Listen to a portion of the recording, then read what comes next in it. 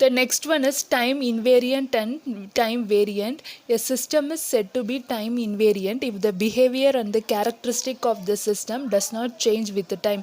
If the input is shifted by t second, the output is same as before but shifted by t second. Okay, this is the condition we are going to check. X of t is the input, y of t is the output.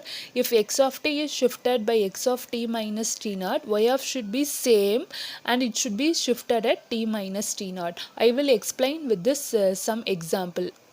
Now consider the two cases. First case is what? Y of t is equal to t into x of t. Second case is y of t is equal to a into x of t.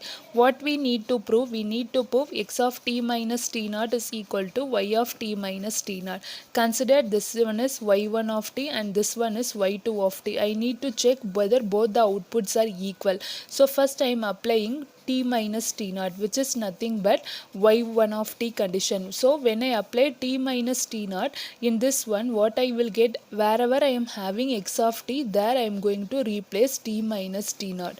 So I got y1 of t is equal to t into x of t minus t naught. Next one is I am going to find y of t minus t naught. So in the output, wherever I am having t, I am going to substitute t minus t naught. Now see this one. This is the output. Now this is the input. So I have substituted x of t minus t naught. Okay, now this is what your output. This is nothing but y2 of t.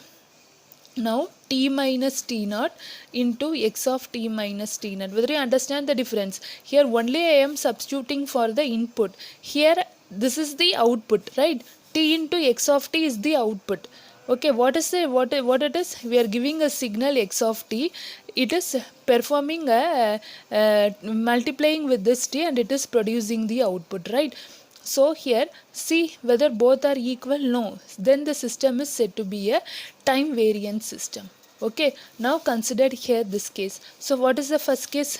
As before, so we need to substitute x of t minus t naught. So this is one y1 of t. So a into wherever I am having x of t, in x of t I am substituting t minus t naught. So the next one is what? Y of t minus t naught. So wherever I am having t in the output relation, there I am going to substitute. So here y2 of t is equal to, there is no t at in the relation, so I am writing x of t minus t naught. Here now see both are same, so then the system is said to be a time invariant system.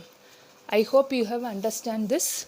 Okay, so this is what the properties of system. If you solve some more problems, you will be able to understand the concepts. Okay, thank you.